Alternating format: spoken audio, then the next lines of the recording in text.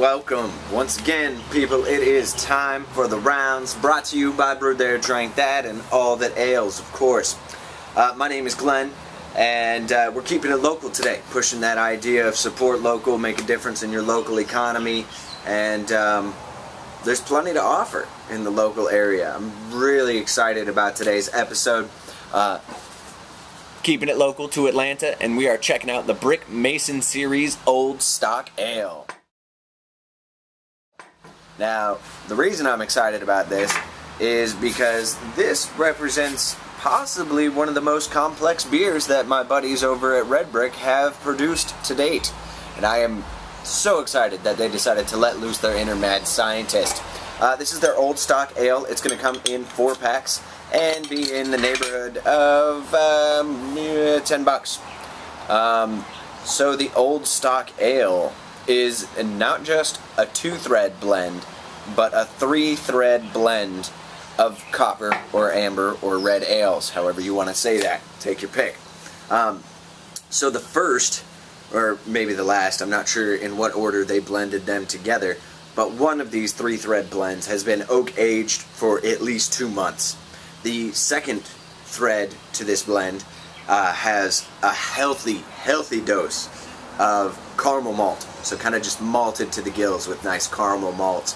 The third is a red ale that has been brewed with the adjunct additions of sweet and bitter orange peel and star anise. So we're looking at a pretty complex flavor profile here. I am expecting this to be malt driven. I'm hoping some of the hops do show through, but we're not expecting a hop bomb by any means. Fantastic ruddy copper, through and through, hefty body to it. In fact, yeah, you can't see through that one too much at all.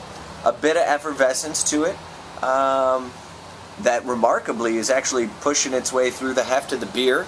Head is just off-white,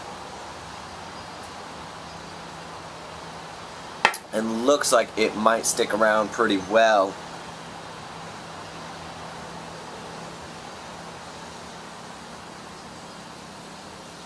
Subtle nose.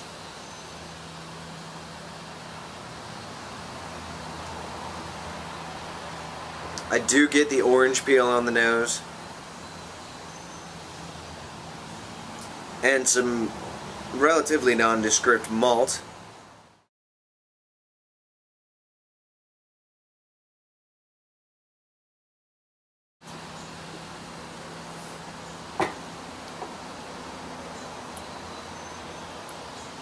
Wow. Very nice. 8% alcohol by volume, if I remember right. It might be 7.9. It all depends. So this actually dropped before Terrapin's Flux Capacitor did, and in my opinion, just based on the first sip, it's already showing a better balance by virtue of not pushing that uber high alcohol content. The oak in this one is slightly more subdued, but again, you know, two different styles of beer. Terrapin's Flux Capacitor is what they referred to as a fictitious ale, essentially being a beer that they did the recipe for from the ground up, not necessarily adhering to any style or genre, kind of going their own way about it. Here we have a 3-thread blend, which is not altogether that common for American breweries. You're not going to be able to walk into, you know, a grocery store, craft beer store, and have a whole wall full of 3-thread blended beers. 3-thread blends are more common in Belgium, and wow, that effervescence is really nice. Tiny compact bubbles, but they are working their way up to the top and punching through that heft on the body there. It actually plays out, in terms of your thread blends, it plays out almost exactly in the list that I described them. So you get oak up front for about the first third of the flavor profile. For that second third, the caramel malts really kind of take over and make everything really nice and approachable. And then there at the end, you do get a bit of that that orange peel, and that anise.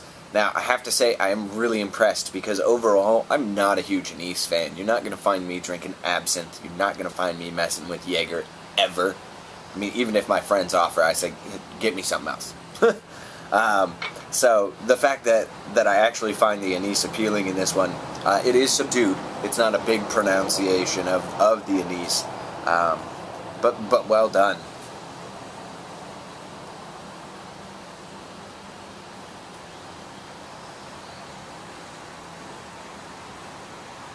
There is a light hop bitterness, and some of that is going to be complemented by that bitter orange peel, where the sweet orange peel is really going to play more to the caramel malts.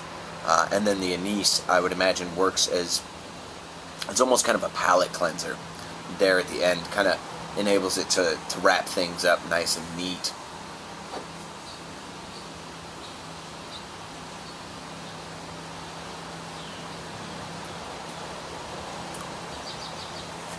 But bang on, really, really well done.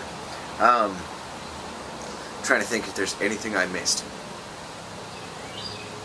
Yeah, there probably is. If there is, I'll make sure to post the notes below. But this is one thing that boggles my mind.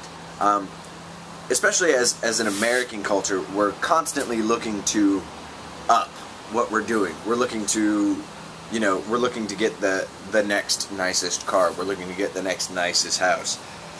We really want to make sure that, our clothes and our fashion is top-notch, and we are tech junkies. This is, one of the few countries in the world, I think, where people stand in line for 36 hours to get a new piece of tech. So that being said, it always shocks me when I talk to people, and one of the first things they say is that, oh, it's too complex, da-da-da-da-da. Like, they want simplicity in their beer, and yet they don't realize that what's commonly held as simple beer around here, I mean, if you look at it, an adjunct lager, not as simple as a straightforward lager that adheres to Reinheitsgebot. So it's kind of counterintuitive, and it always shocks me that folks shy away from improving the quality of their life every day with better food, better beer, better recipes for both, and it shocks me, and I try not to make shocked face because I have a very expressive face, and people go, whoa. But needless to say, what we're all about here is helping you improve your life every day. Better food, better beer, leaving you with a smile on your face, and of course, supporting American, supporting independent, and supporting your health. So here's to it, guys. We will see you over our next pint. Get out there. I would buy at least a case of this. Do that, and let me know what you think, please. Damn tasty. We'll see you next time here on The Rounds, guys. Have a good one.